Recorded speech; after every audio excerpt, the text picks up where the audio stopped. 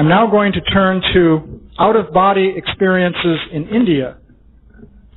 Now, this is going to throw a whole new perspective on out-of-body experiences. So, what do you suppose happens in India when someone has an out-of-body experience? Can anyone guess? What?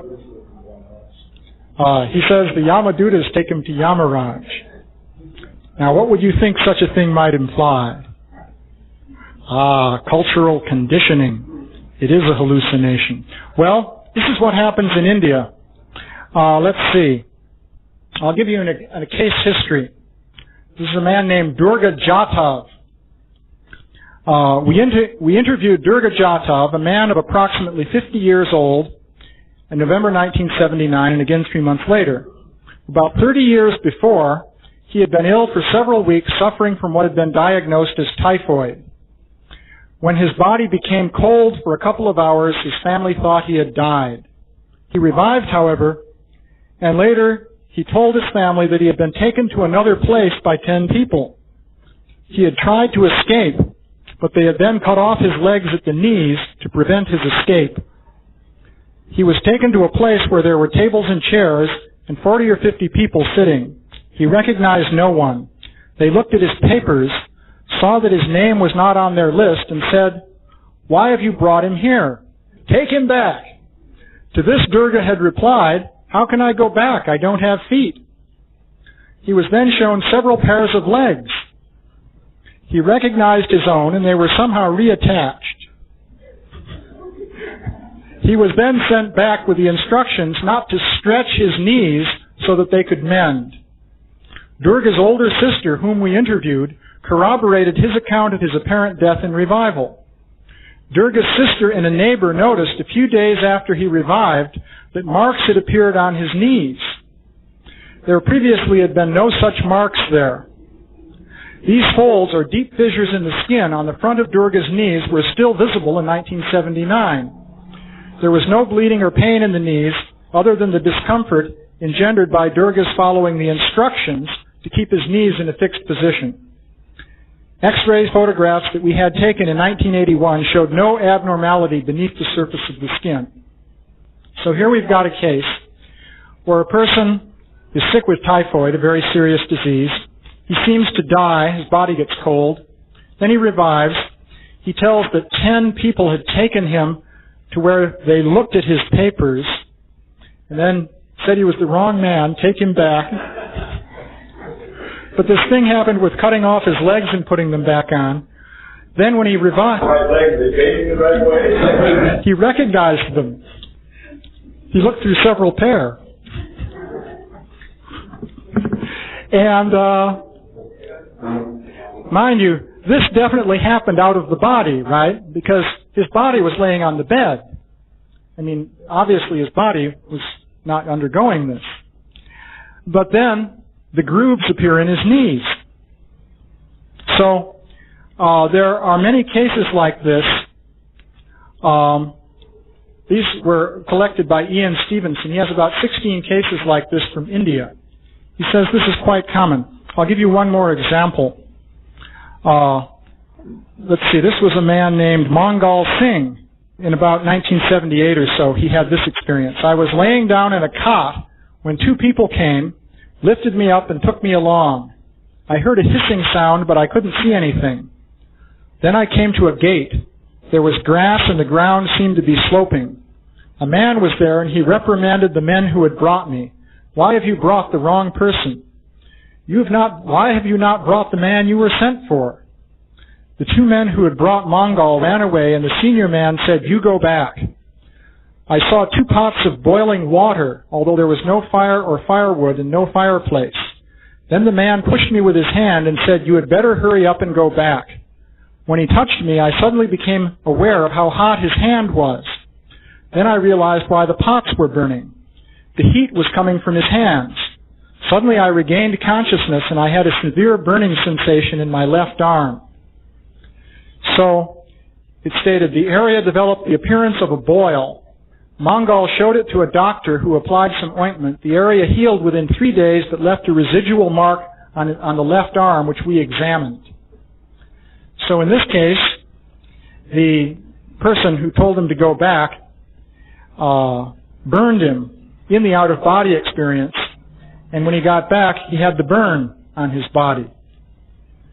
Well, now this is relevant to UFO cases, because there are cases where people are abducted onto UFOs, and they will say that, well, I was taken on board the UFO, and I was cut in a certain way, and then it turns out they have a scar on their body, which corresponds to the experience that they had on board the UFO.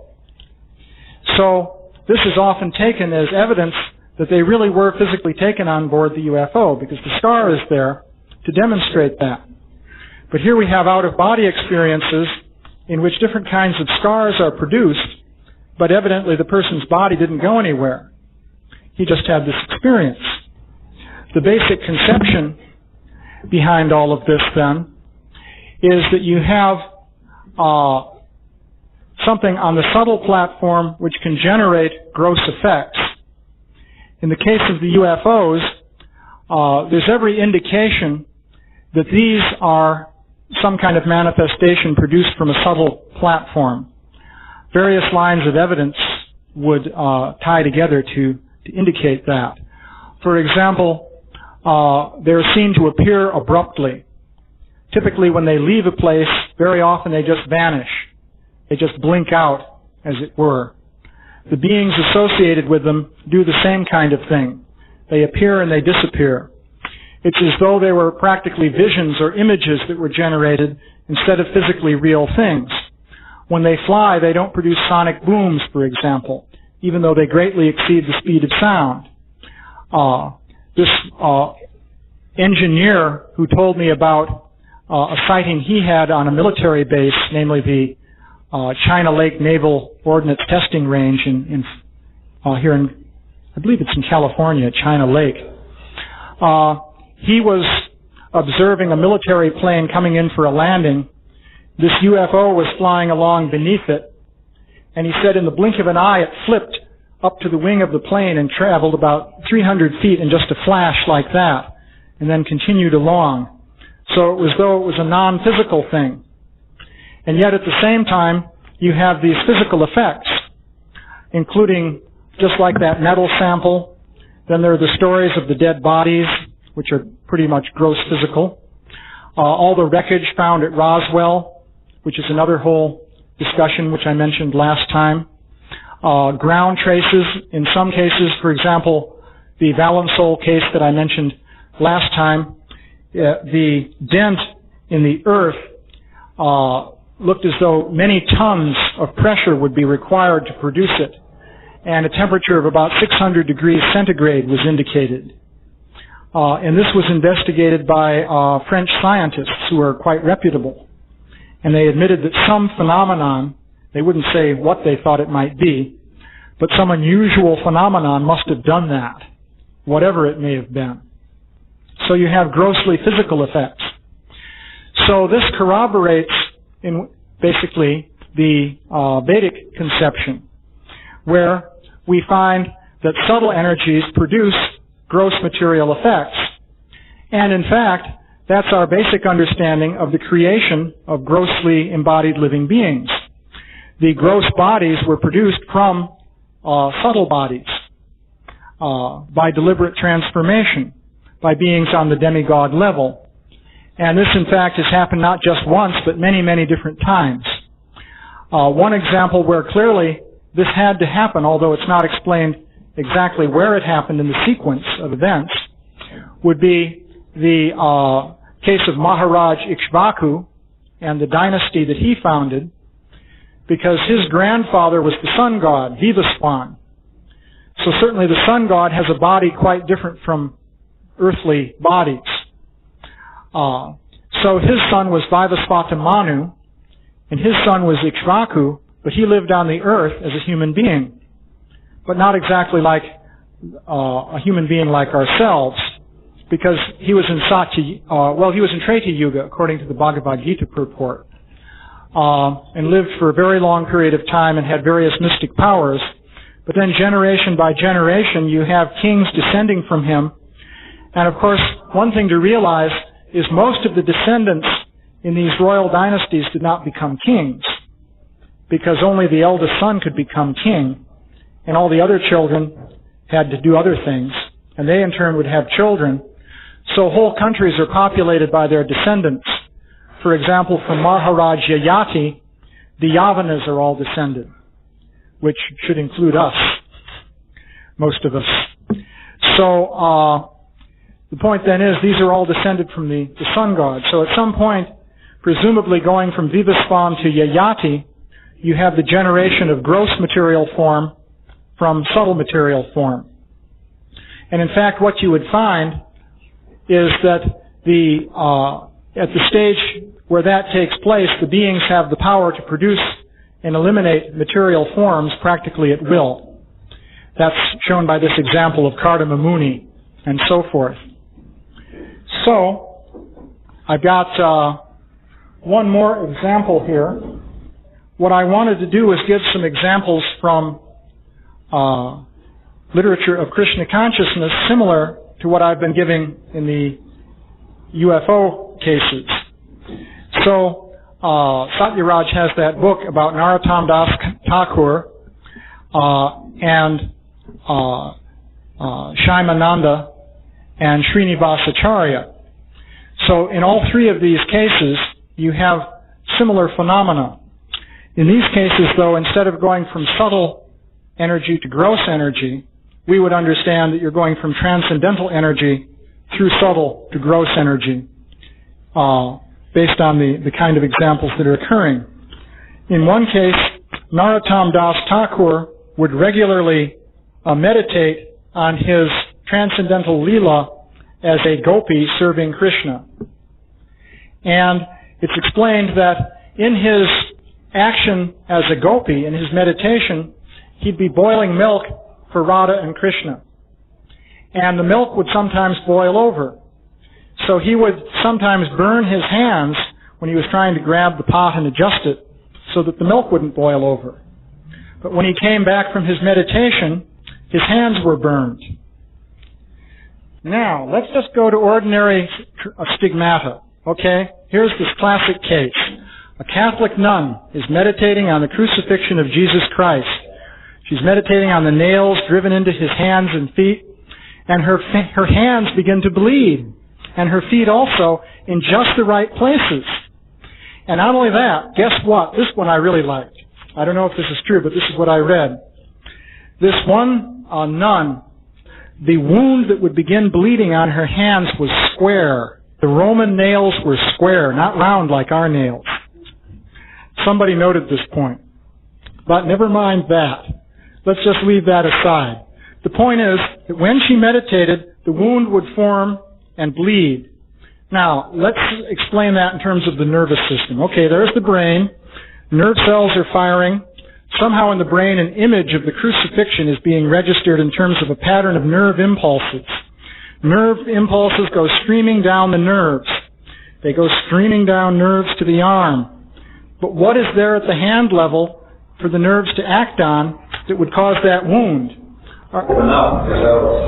There are cells, but there are nerve endings that go to the muscles. There are nerve endings that go to sense perception units, like Panchian corpuscles and other little gadgets that sense pain. Those are afferent nerves. The impulses go to the brain. Going to the hand, the nerves, well, you can dilate the little muscles in the blood vessels of the skin. That's true.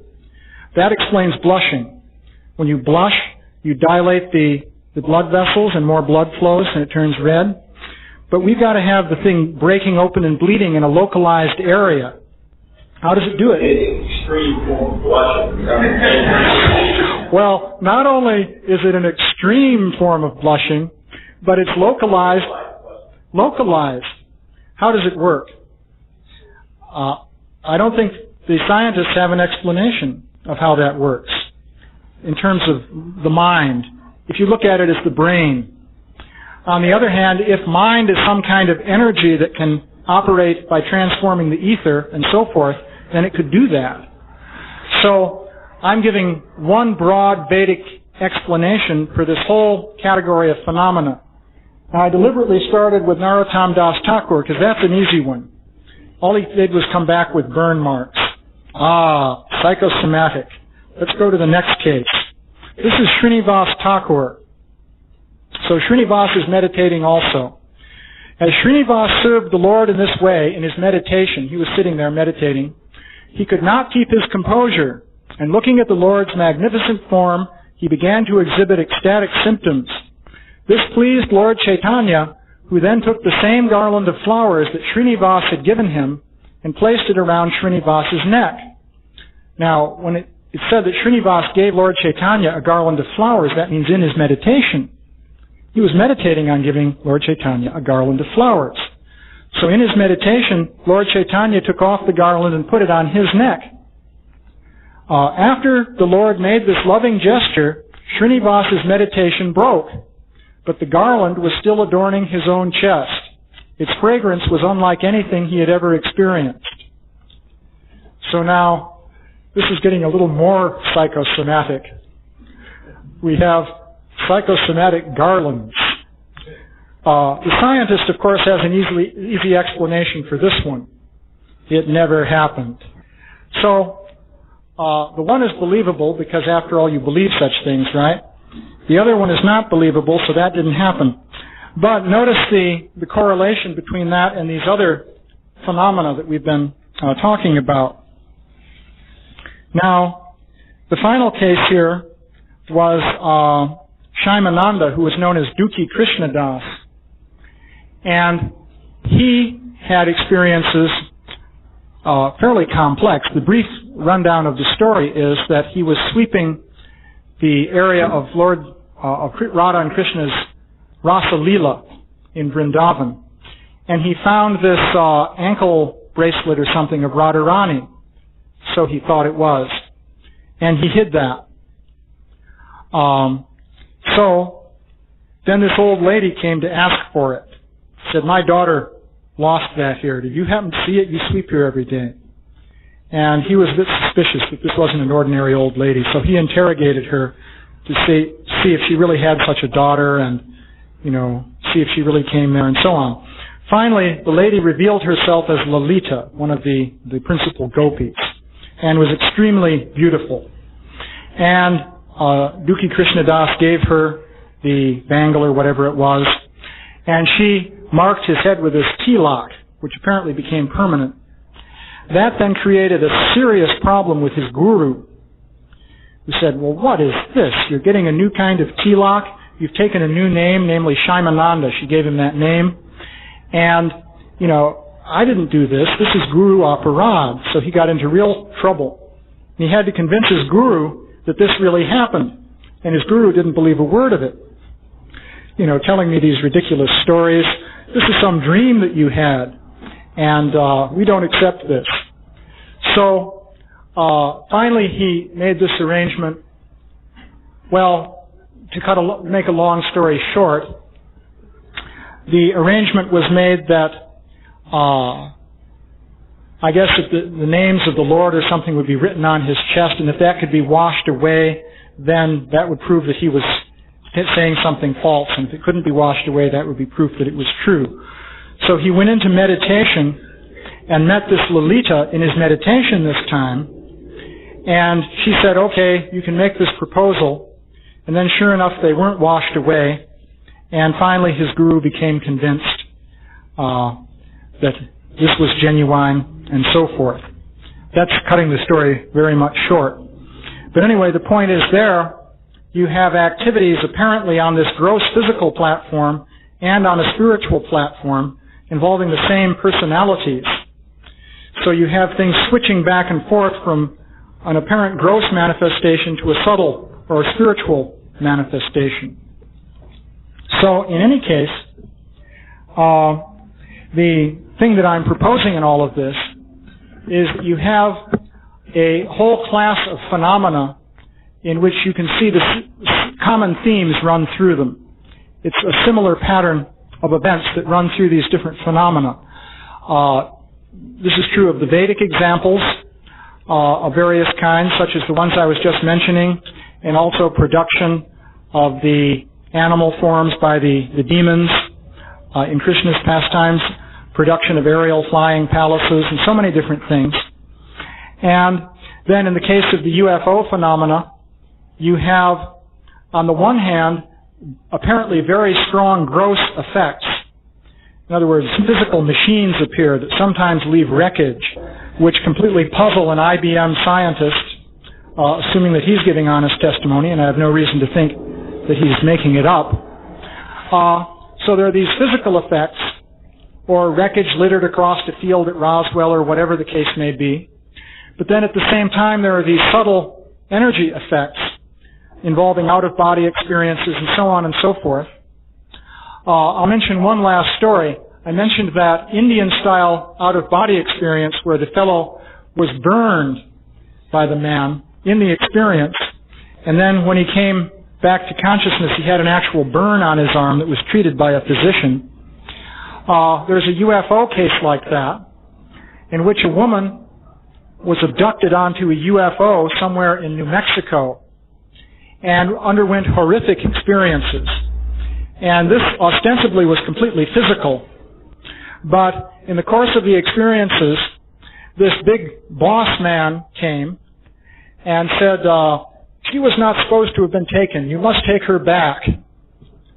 And then he touched her head with his hand, and her head was burned because his hand was extremely hot. Then finally, after more horrendous experiences, she was finally taken back. I don't know about that. She got a severe vaginal infection as a result of other things that were done to her. People have often asked, well, what is the meaning of all this? Why are these things happening in this way? And so forth. And you can say that for all of it, including out-of-body experiences where somebody meets some glowing being and knowledge is transferred to them, and they come back and they can't remember any of it. The UFO cases always seem elusive. You know, like they fly around over Mexico City and everybody videotapes it, but then they're gone. So why didn't they, land on the White House lawn and hold a press conference and, explain everything? So things seem to work in that way, one can basically say. On these subtle energy platforms, experiences seem to take place in this way. It seems to be a basic feature. After all, look in the case of Krishna's pastimes. Why in the world take these ridiculous animal forms and go fight with Krishna? That in itself is strange. Of course, different interpretations of the meaning of those forms will be there. But you can also ask that, why didn't they just, sneak in there at night and knife him or something? Or something more prosaic like that. Or there are so many ways of killing somebody. Not that you have to run into the village as a bull with a cloud hovering over his tail and cause everyone to have, all miscarriages and all the pregnant ladies and so forth. But then again, another whole point to make is just because we do things in a particular way in the context of our culture and our abilities and powers, if you had completely different abilities and powers in a different cultural background, you might do things quite differently. That has to be considered. To somebody else, automobiles may seem like a very strange thing. In other words, why do that? Pollute all your air and travel for hours to work at the risk of life and limb when people used to live, right next to where they worked. Why do such things? So what we do also can be pretty strange. For a basic conclusion, I've given a brief overview of some lines of evidence.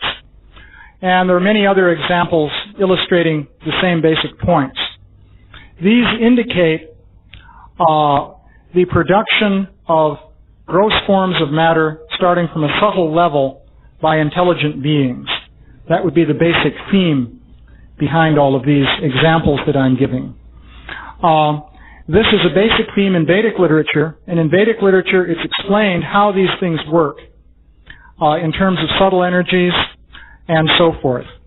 By the way, before I forget, let me read this verse in the 11th canto, which is interesting in connection with what I've been talking about here.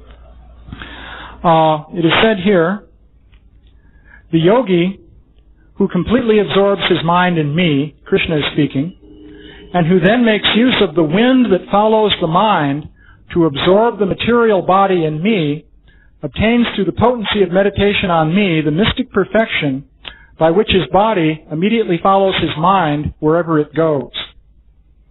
Now, think about that for a moment. So, there's a wind that follows the mind. Something to do with the air element. So, by manipulating that wind, if you know how to do it, you can make the body travel to wherever your mind goes. That means in practice, if I could do this, according to what Krishna is saying, in my mind, I could go to Vrindavan right now. Zip, my body would follow, just like that. And I'd be there. And I'd be gone from here. That would be pretty amazing. But that's, according to Krishna, that's one of the mystic powers that can be developed. And these are explained. So the basic idea is that in the Vedic literature, these processes by which subtle energy can produce gross energy in complex forms by the power of higher intelligence are described. In Vedic literature, there are many examples in which this happens. And we see that in these different examples, such as the ones of Shaimananda and Srinivasacharya and so on, plus in the Krishna book and throughout the Bhagavatam. Now, okay, that's Vedic literature, and someone could say, well, this is mythology. These are the stories of a religion. But in the empirical domain of things that people observe, we also see phenomena of this kind. At one end of the spectrum, you see mild phenomena, like the stigmata, or what may have happened with this lady's burn. And people will say, just mind over matter, but if you really think about it, you can't explain it in terms of the brain, the nervous system, the hormones. It really doesn't work. Then there are more extreme phenomena. It's one thing for the burn to heal up, and maybe it did have something to do with their ceremony. Then there are more extreme cases, say where the guy's hip bone totally reconstructs. Many other examples of the varicose veins of that carpenter. 30 years of incurable varicose veins, and his leg looks like a bunch of just a mess, and then it's okay. It's put back together again. So many examples are there of this kind of thing. So that's more extreme. Then, with these UFO phenomena, you have a whole gamut of experiences that people report in which the subtle and the gross seem to practically interchange. Is it a gross experience or is it a subtle experience? It's hard to tell. Wounds or scars are produced which make you think it might be a gross experience. But then out-of-body experiences can generate similar wounds and scars. But at the same time, then you have really gross physical phenomena. Like the UFO itself is a very gross physical thing, it would appear. At least they can leave very gross physical marks and so forth. People photograph them with their Sony camcorders over, Mexico City and so on. So the basic point then is that these phenomena seen empirically corroborate the basic Vedic picture. They're similar kinds of phenomena. They seem to work in similar ways. So if you take the Vedic picture as a hypothesis, as I mentioned before, then this empirical data backs up that hypothesis, or it corroborates that hypothesis. On the other hand, none of this empirical data makes sense at all in terms of the scientific picture. And in fact, within orthodox science, these things aren't accepted at all. However, there are individual scientists who do accept these things, like this Marcel Vogel, for example. And many other scientists have studied the UFOs and so forth. Of course, as soon as you do that, then that labels you as a person who would give credence to such kooky stuff. So, this is the way the social processes work. But we do have a body of empirical data which corroborates the Vedic picture quite extensively. By the way, it fits that much better than it fits the extraterrestrial hypothesis for UFOs. That's the idea, that they're flying here from another planet and they're completely gross and physical and they just have a high technology. But these subtle energy type things corroborate the more Vedic picture of what is going on.